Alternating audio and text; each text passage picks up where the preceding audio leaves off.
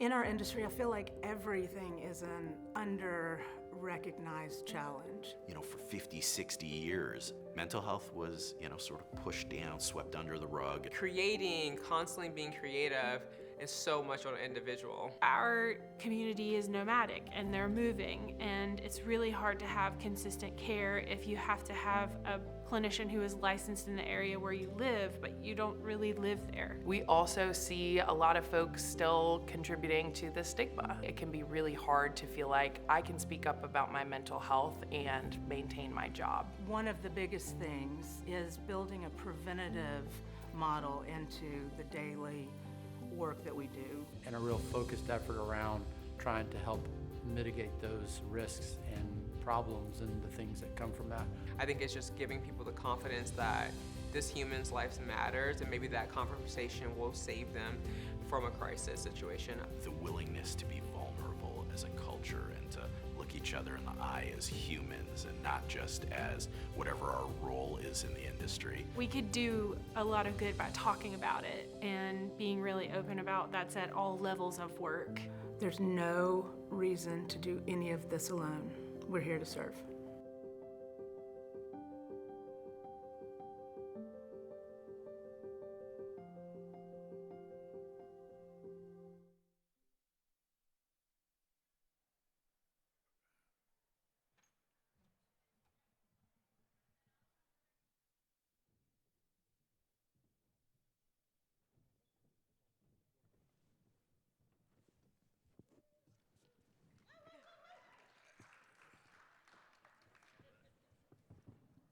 Good morning.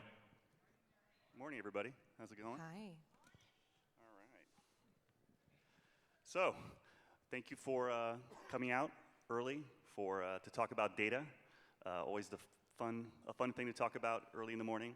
But yeah, seriously, this panel came about because as we talked prepping for CRS 2026, one of the most common subjects was data, and the fact that so much data has come along in the last few years, different kinds of data, different ways for us to interpret that data. And so I figured I'd get a collection of experts from different areas of the business to talk about how data is affecting their world. And I will let them introduce themselves, but basically I'll just throw it to you guys, starting with you, Josh. Basically just, to quickly explain your role and the most important thing that you're dealing with right now. Sure thing. I oversee the commercial strategy team, which is the DSP relationships and the country radio promotion staff at Records here in Nashville, which is a venture with Sony Music Entertainment.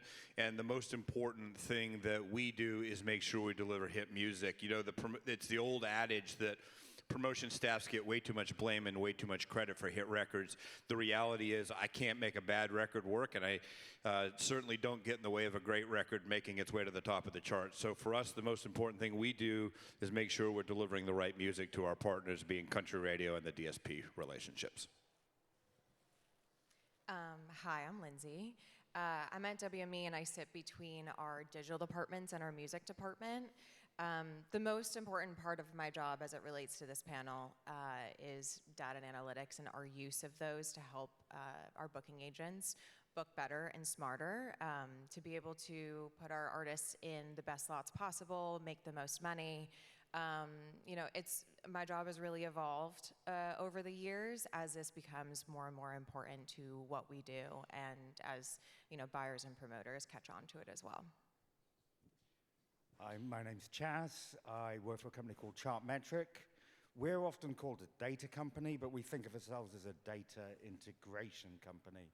So we pull together data from DSPs, social networks, radio, the live industry, and essentially join it all together. So our clients, who are around about 5,000 companies in the music industry around the world, can hopefully get a better idea of how the market is working, why audiences are discovering artists, why artists and tracks are growing, and where they're having impact. And I should probably introduce myself. I'm Ed. I work at M Theory. We are a manager services company, which basically means we work with managers and help them run their business. So my next question was going to be to the guys here, which piece of data matters the most for them in their line of business? So I'll just set it as an example. For us, it's the fan data, the audience data, the first party, third party data. There's a huge push right now with super fans and that whole conversation for artists to have more control over their own data and own their own data, communicate with their fans. So so that's where the manager's head is at. And so yeah, we'd love to get you guys to describe which kind of data you're most focused on right now. That's the most. You talked about the most in your line of work, I guess. Well, it's interesting, right? Because what country radio is looking at for data varies significantly between what the streaming accounts are looking at for their data. And I think that's the biggest challenge that we have as record labels right now is serving both masters, right? Making sure that we have music that we think will stream, because that's where our revenue is, but also making sure we have music that will research at country radio.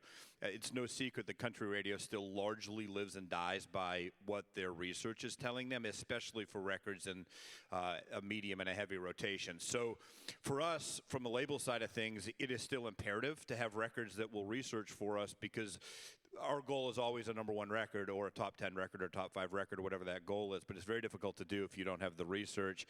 But also the streaming side of things really matters too. You can get a record started if you have a really robust streaming story. So the biggest headwind I think we face now from a promotion standpoint is the divide between what our two key partners, being country radio and the country DSPs, are looking at. And the holy grail, obviously, is find something that does both, right? Like Morgan Wallen is a phenomenal example of that. Morgan's records always test, and they stream, like crazy. So that's the holy grail for a record label, is finding records that both stream and research at radio. Yeah, I think my answer to what kind of data is most important is just everything. It's anything I can get my hands on. In our line of work at an agency, what I use to help our booking agents do their jobs better mostly is to look at growth analytics, because if we're trying to compare one artist to another, and maybe an artist has been around for 10 plus years and someone else is new, obviously there's going to be some number discrepancies, but we want to see what's happening in real time. What does the last month look like? What does the last 3 months look like? Because it's hard to market tours, it's hard to market, festivals and all that. But if somebody has significant growth, significant engagement, that will really help our business for sure. So my answer is everything, and mostly growth is what I'm looking at. Yeah, I mean, we deal primarily with public data. So data which is visible, but you're bringing it all into one place. Having said that, most of the data we get in Chartmetric is not publicly available in other places. Services provide us with the data. But fundamentally, how we want people to use the platform is to identify how audiences are behaving, because fundamentally, the biggest influence on everybody's taste in music and what shows they go to and what they listen to is their friends. My taste in music was influenced by my friends when I grew up in the 1980s, actually. I only had 4 friends because it was a long time before the internet, and my 4 friends lived on the same street. Young people today are connected with hundreds or thousands of people all around the world. Old people as well. I'm connected with a lot more people than I used to be when I grew up. And that word of mouth, or word of social network, or word of iMessage as it is these days, is immensely powerful and has much bigger reach than it ever had before. I have a question for Lindsay, if you're okay with that, Ed.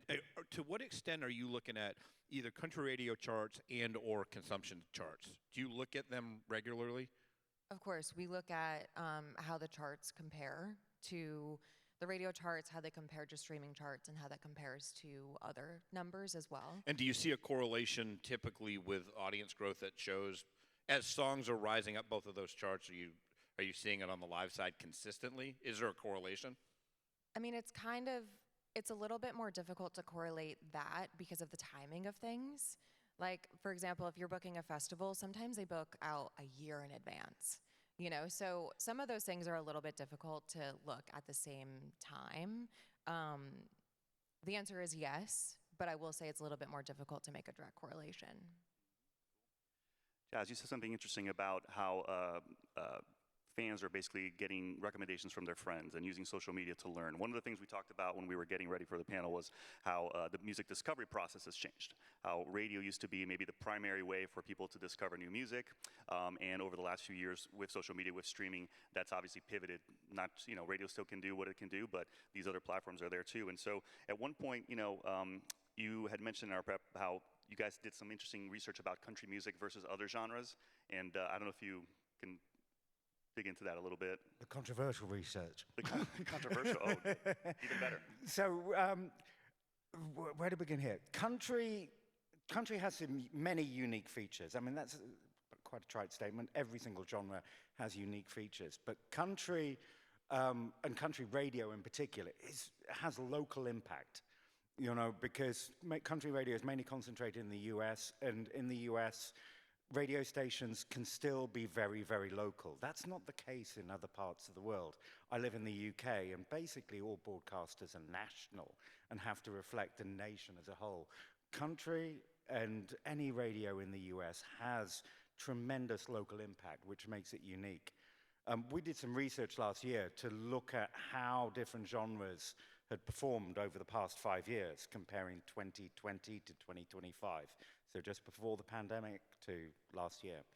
And the perception, certainly in the music industry, is that country is one of the fastest growing genres. And certainly country's international profile has exploded over recent years. And that's often put down to Taylor Swift, but we took Taylor Swift completely out of the research just to make it fair. And what we found was that country actually hadn't grown as much as the marketplace. You know, it had performed quite well, but, you know, you had K-pop, which had absolutely exploded, performed much, much better than the marketplace. Latin music. Country was just performing underneath the market average for growth. However, there was one incredible feature about country. The artists who were big 5 years ago were completely different from the artists who are big today. Country, in a way, is pretty much the healthiest genre. You know, many of the genres, the biggest artists in 2020 are the same as the biggest artists in 2025. That doesn't sound particularly healthy to me. Country, completely new artists. You know, it's fresh, and I think that makes a fundamental difference to country music. Josh, and you're in an interesting spot because you're on two front lines, right? You're dealing with radio and you're dealing with the DSPs. And so, you know, at one point we talked a little bit about how radio used to be a filter for new music, and now we've got the DSPs with infinite music and algorithms, and, you know, it's just, it just doesn't, in that respect, it's a very different experience in terms of music discovery and just consumption. I don't know if there's anything you've seen in particular in those two. Yeah, I think it's a little bit unfair to compare what Spotify, Apple, Amazon, YouTube, and the streaming services are providing for the audience versus what country radio is providing for the audience, because they're very different products, as we know. But we find ourselves oftentimes wanting to compare the two, and the clear fundamental difference is a country radio playlist is a zero-sum game, whereas it's not a zero-sum game on the streaming accounts. There's an infinite amount of music that you can release commercially, and so I think it's a little bit dangerous to try to compare what the two things offer, because there's such a big difference to it. And the filter part, I think, is worth noting. To me, the primary role of country radio is to filter all of the music that's out there available for the consumers and pick the 40 or 35 or 45, however many songs on the playlist at the current time, the best choices for the consumer. The data shows that there are still a lot of consumers who don't necessarily want to control their own music choices all the time. The data suggests that the country radio audience is still so robust because there's a lot of people who just want somebody else to pick the best music for them. So to me, I think the dangerous part is trying to find the commonality between country radio and country streaming services that just simply doesn't exist. They both have a very prominent, very important role in the ecosystem, but they serve very different roles. I mean, just to echo that, I mean, every single service, every single form of communication of music is sort of integrated. There's no such thing, this is going to be controversial again, there's no such thing as a radio listener. But then there's no such thing as a Spotify listener, or an Apple Music listener, or a YouTube viewer. All these services are integrated. You know, if you listen to Spotify, the chances are you're also occasionally looking at Instagram, watching video on YouTube, hearing music in a movie, and listening to the radio at certain times. Human beings, we all integrate all of these services. And so, you know, radio still has a role to play because these things don't evolve in one direction. I mean, particularly if you look at younger consumers, people under the age of 25, their use of social media is declining. You know, younger people, particularly in teenagers, they don't want to be influencers when they grow up like their older brothers and sisters. There's constant evolution in the use of all of these services. So radio's role has changed, but radio's role still exists without a doubt. Yeah, that's really interesting. And you know, I guess the message is it's more about complementary services, complementary experiences. It's not that they're competing with each other. And again, this is a world where all of us are learning to consume, have the option to consume in different ways and from different mediums, and finding the best combination of those, right? Yeah, we often cite the Philippines as the most social media market in the world, the most social market in the world. People just share things all the time with their friends online. But radio has massive impact in the market. Still, even though it's such a digital, mobile-friendly market, radio is still being played absolutely everywhere in the country. And Lindsay, when we were prepping as well, you brought something up about the lean back experience. I mean, you know, and it made me realize how, you know, we've always talked about lean back, obviously, is anything that describes having the music chosen for you, right? Instead of the lean forward where you go and create your playlists and so on. Most people want to get music served to them. And it struck me that, you know, it's almost like streaming has almost become more lean back than radio because the algorithms have gotten so just, you know, varied and unknown really that, you know, it just feels like it's becoming even less of a choice. So I don't know, you know, you mentioned something about how you feel about consuming and leaning back and being. Yeah, it's definitely an interesting experience, and I pay attention to it probably more than a regular consumer obviously would. But I used to love the idea of an algorithmic playlist. I'm like, yes, please tell me what you think I need to listen to. But more so than not, it's regularly become, I'm hearing the same things over and over, which makes sense. You know, you as a streaming platform, you have to keep the ear. So you're kind of beholden to delivering what you know will work, which makes sense. But I think more and more, instead, I keep adding things to my queue instead of like maybe listening to an algorithmic playlist or something, because I'm like, you know, maybe I want to decide what I want to listen to a little bit more instead of relying on an algorithm. But I think there is something to having that human touch on a playlist, on a radio station. I still think that's important because it feels just a little bit impersonal, even though it's an algorithm that's designed for you. Lean back is good. I mean, there's this perception, particularly amongst the record companies, that everything should be lean forward. You want engaged consumers, but engaged consumers are just much closer to the skip button. And have you ever gone onto Netflix because you want to watch something and you flick through masses of TV shows and films and can't find anything to watch? There's so much there, but you can't decide what to watch. You know, radio programmatic, where somebody is playing music for you, has its place. And it has a very, very big place. And the personal touch, right? I mean, what you're describing there is basically this cold relationship which radio still possesses in terms of the regional aspect and that human touch, I guess, right? Yeah, Spotify a couple of years ago introduced a radio playlist with spoken word, introductions to the songs created by AI. But I suppose the whole point, you know it's AI, whereas with radio, it is a human being at the other end. And that is that personal touch, as Ed says, which makes a difference. Interesting. Yeah, speaking of regional and personal touch, I mean, Lindsay, you're obviously talking to promoters and venues nationwide. Can you talk a little bit about what you're bringing to them right now to try to convince them to book an act, or how you're selling that experience? Yeah, so my main business as it relates to analytics is really educating our booking agents on what the numbers mean, what's the story behind the numbers, so that they can go and do their best job to use their historical ticket sale knowledge and data to go and do their jobs best. So I'm more servicing the agents of whether we're looking at a show with a lineup and our artist got a first of 3 slot and we're trying to fight for the second of 3 slot instead. I'm providing like maybe a comparison report to show specifically why our artist deserves more money or a better slot or something to our agents.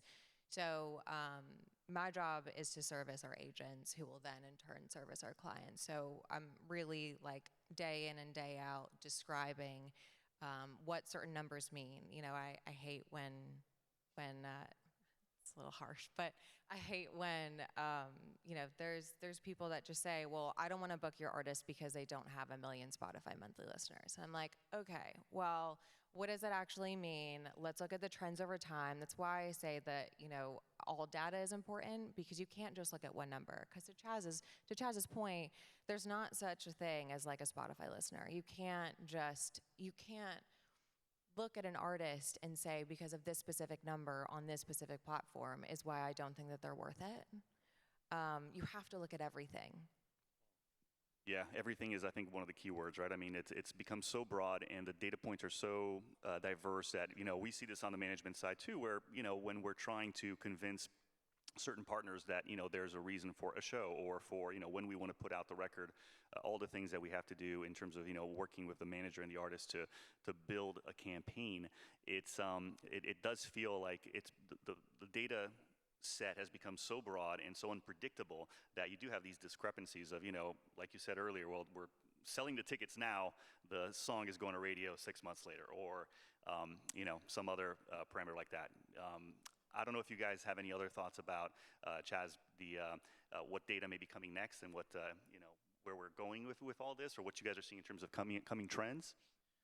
So one of the things we're really focusing on is trying to ensure that we're monitoring everything.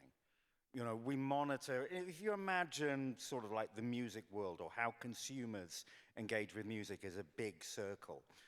Consumers listen to radio, that's a big piece of the pie. Consumers listen to streaming services, they go to shows.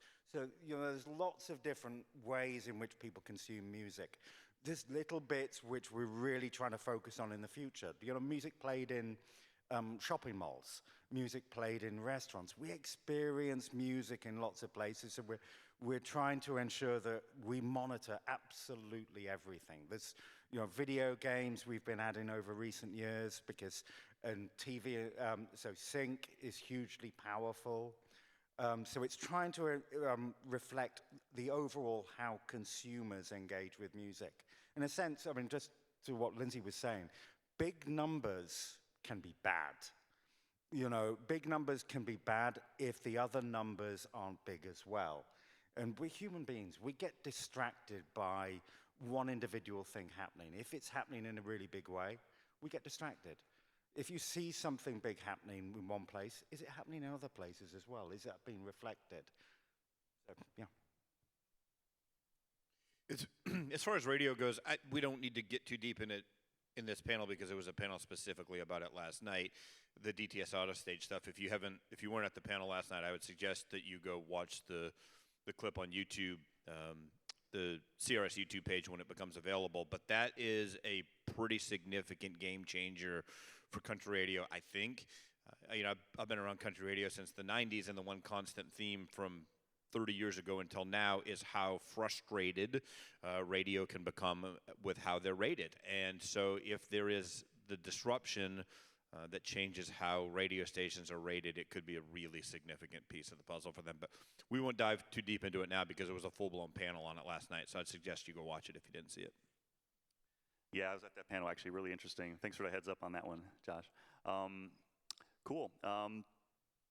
I don't know if I have any other questions for you guys. One thing that I do think I'd like to expound upon that Chaz meant, that's come up a couple of times in here and that we talked about leading into this, is the role that radio plays in local communities. If you think, the way that I like to think about it as somebody who spent my entire life around country radio is, and especially in the very small markets, I grew up in a very rural part of Maine, the streaming services do an amazing job of entertaining you because that's their core value. Radio stations still do a tremendous job of informing people. If something is going on in a local community, radio has the edge, especially if it's something catastrophic like a weather event, the tornadoes that happened in Oklahoma recently, and things like that. One of the things that we talk about a lot with our client base is the service that country radio can provide that nobody else can. And I really hope that radio continues to embrace that value proposition, because it's the one thing, in my opinion, that can't be replaced, is informing people about what's going on in their local community. It's just something the major services can't provide.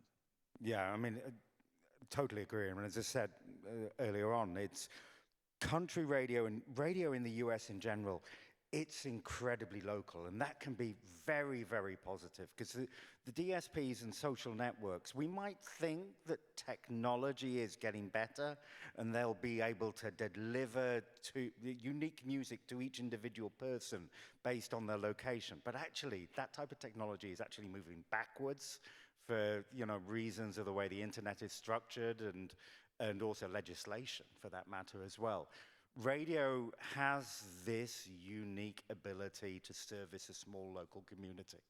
Yeah, and the DTS auto stage would be really interesting because obviously in my line of work, we're dealing with a lot of market-specific needs. Whether we're booking in Oklahoma or we're booking in New York, and that's the kind of data that's really difficult to get. Like, yes, there's streaming charts. Yes, there's other kinds of charts. When we're looking at like social media metrics, for example, there's not really any specific data to show how someone is engaging in a certain market.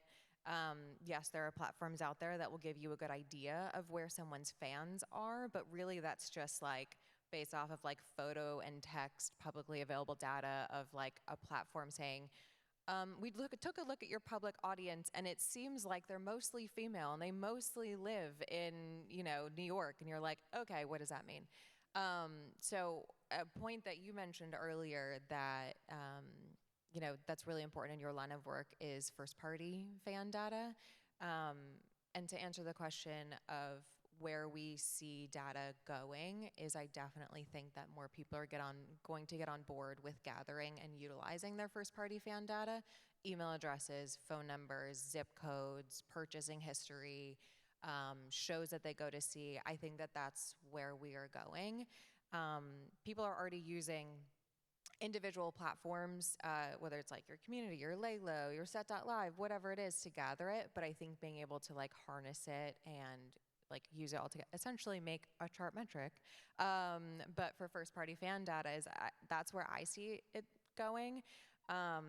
Obviously in my line of work, it could be amazing for us to have, but at the end of the day, I'm not only looking at our clients and their data, but I'm looking at non-clients as well. So, getting access to first-party data for our clients is one thing, but it's not going to be available for other clients. But that's where I kind of see the world of data going in the music industry.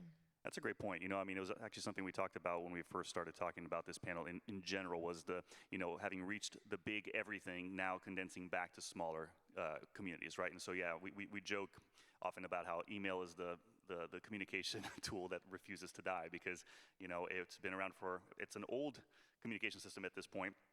But with social media losing its ability to really get the information, we're just being sold instead of really experiencing as much communication that we want to see.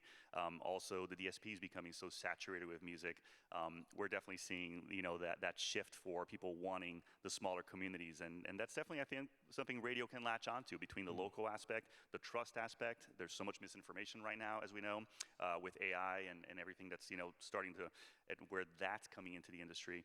That it's a real strain for radio to fall back on that trust and that long-term relationship, the regional relationship that has always been a trademark and maybe was a little overlooked while people got excited about these new platforms and now are coming back saying, no, I want to have a smaller community. I want to have a smaller circle of people that I actually know are real.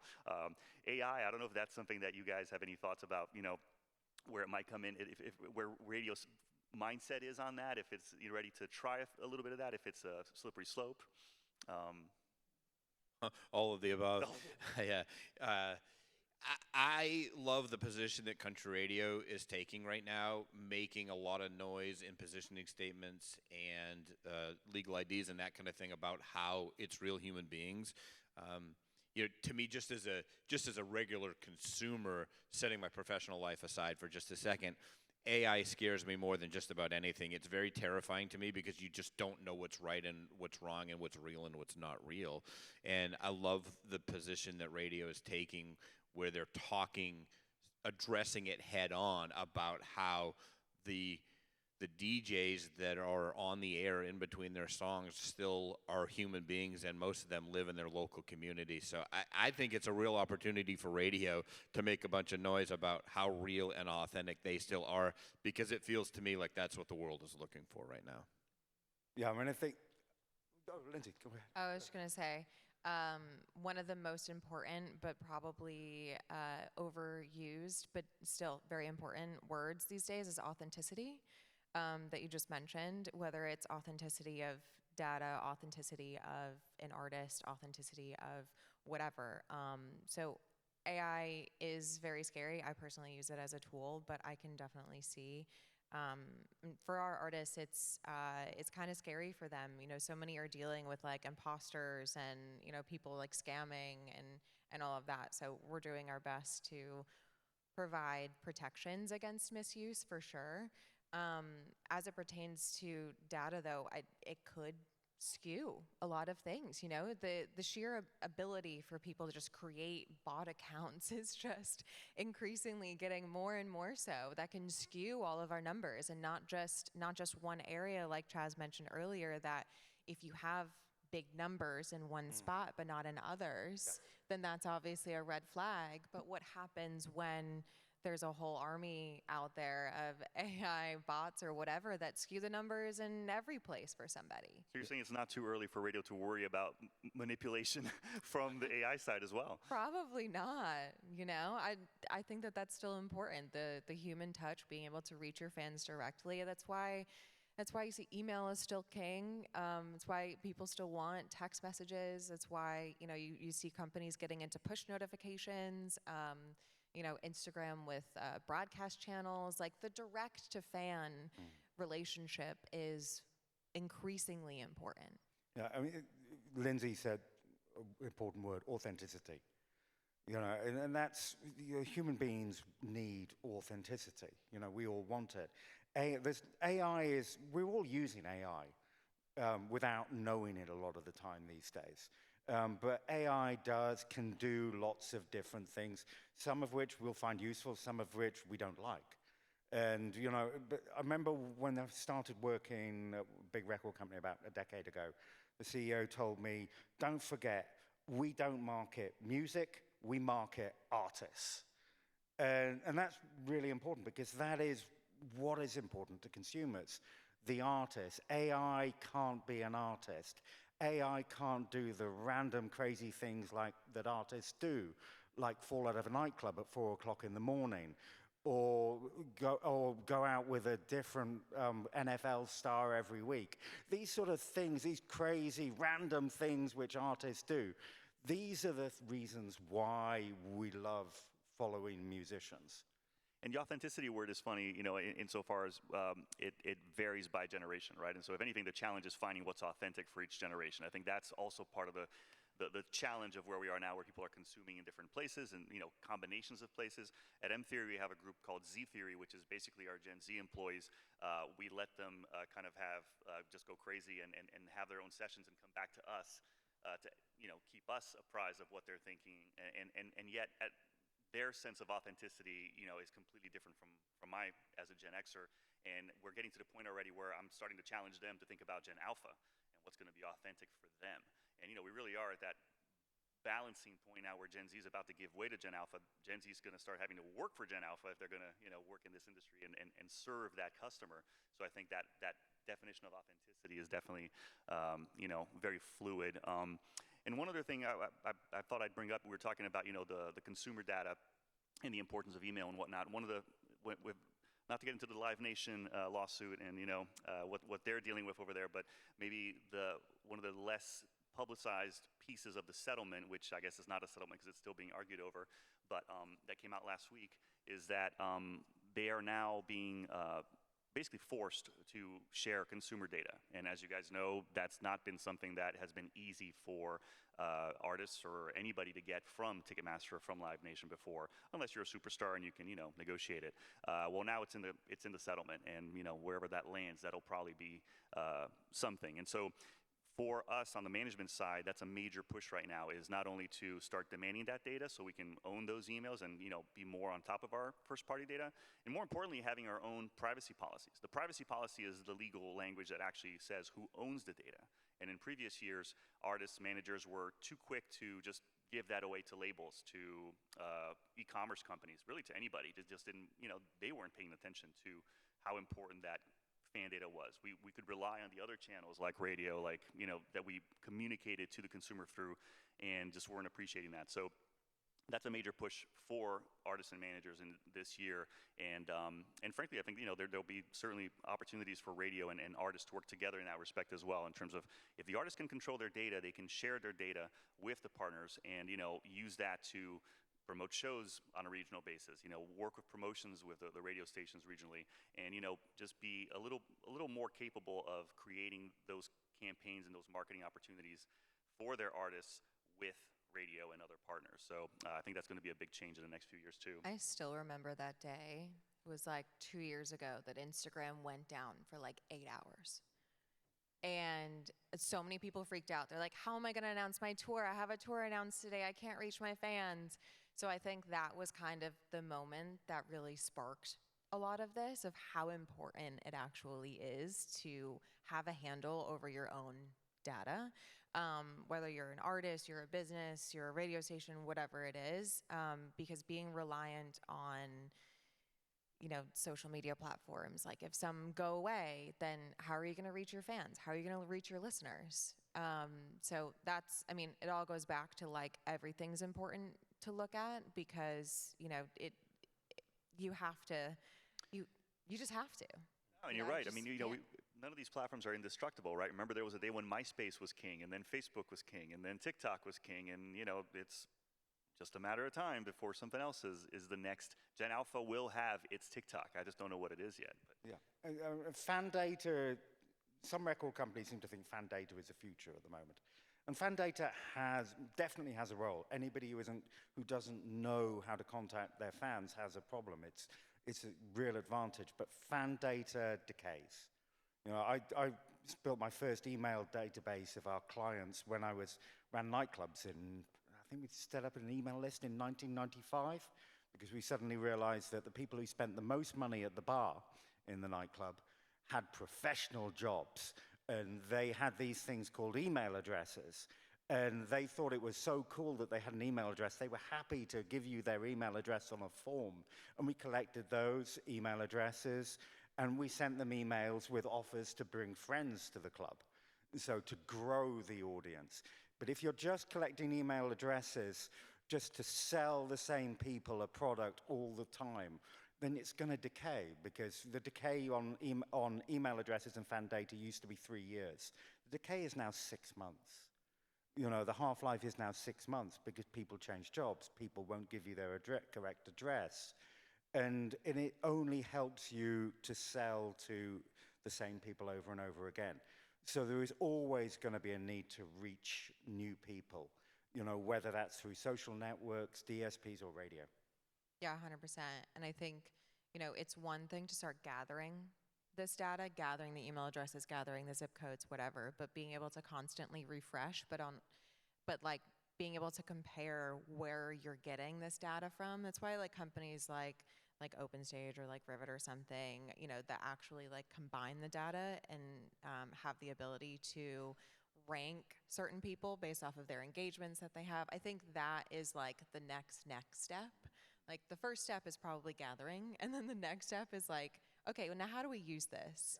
For sure. And it's worth pointing out, younger people don't have email addresses. And if they do have email addresses, they don't check them. All right, well, we're going to flip over to some questions, I think. Sorry, I forgot to use my mic.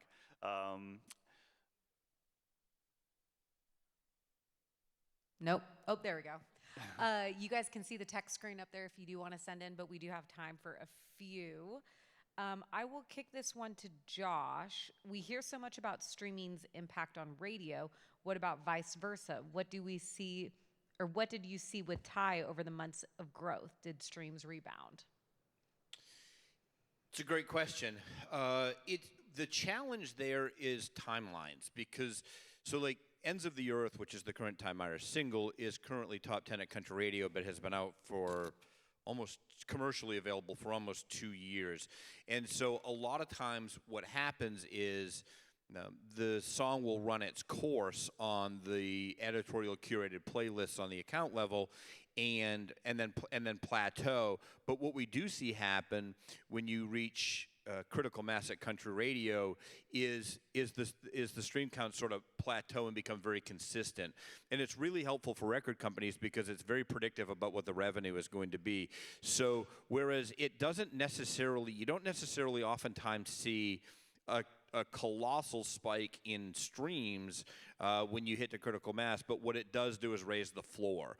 And we saw that a lot specifically with George Burge too, with cowboy songs. It started off at a modest pace, but the streams really did increase as we reached critical mass at country radio. But the important part is they stayed there. And so even after the song ran its course at country radio, the floor stayed a lot higher than we think it would have been if the song weren't a hit on country radio. It's difficult because the timelines very rarely, if ever, match up. In fact, there was an artist manager asking me this question yesterday, and I pulled some data, and I think there are currently 3 songs that are in both the top 10 at country radio and top 10 in country streaming counts. I think it's 3 of the 10, either 3 or 4 of the 10 songs that are currently in both. And so you oftentimes see a variance between what the most streamed songs are and what the most played songs are at country radio, but what it does is help raise the floor for your stream counts. Awesome. Ed, we have time for a couple more? Yeah? Okay. This is kind of a couple parts, and Josh, this may be more directed toward you again. How do I know streams are coming from my audience? There's some overlap, but who is really doing call out? Who answers their call in busy lives or takes time to do surveys? How do I determine what's real usable data applicable to my radio station? I'm assuming that question is from a programmer, not an artist, I would Correct. assume. Yeah, one of the biggest challenges we have is DMA level data for sure. Some of the accounts provide it and some of them don't. I think Shazam is a really great tool, obviously owned by Apple now. You can look at the local Shazams in your local markets. Again, back to George Burge with all the way back to Mind on You, which was 4 years ago. We had about 4 radio stations that leaned in extremely heavy, extremely early on that record, and the Shazams popped immediately in all 4 of those markets. There was a direct correlation between when the songs hit radio and what happened on Shazam. And so the Shazam, we feel like, is a really good tool. You can look at DMA level data, but it's not a complete picture because some of the accounts don't provide it.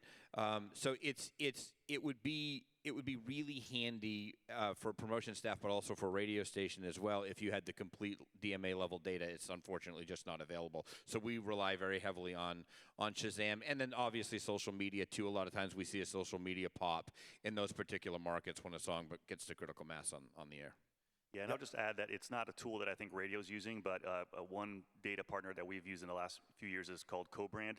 They're one of these data management systems, CRM as they're usually called, like Lalo or Rivet. There's many out there, OpenStage.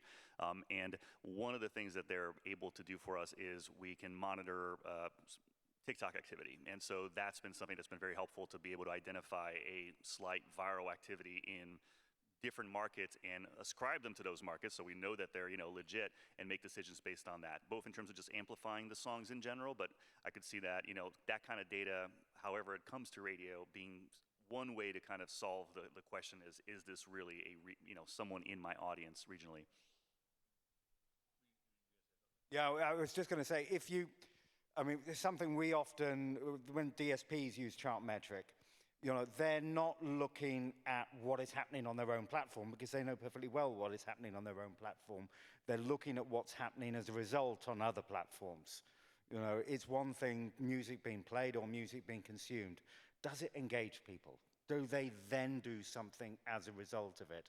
So often if you want to see what's happening in one place, look in another place to see the result.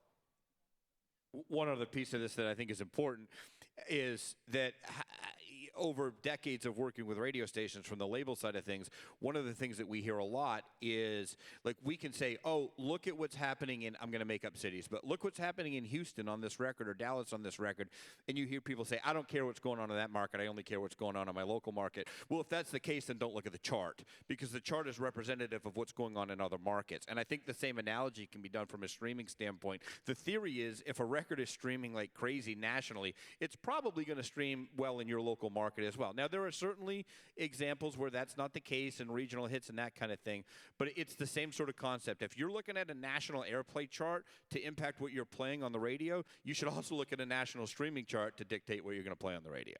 Because consumers are no longer confined regionally as well. Right. They're looking on a global level, so yeah, that's a great point. I think if your question didn't get answered, I think we're at time, but feel free to pull them aside and ask them yourself. Cool. Thank you. Thanks, everybody. Thank you, everyone. Appreciate it.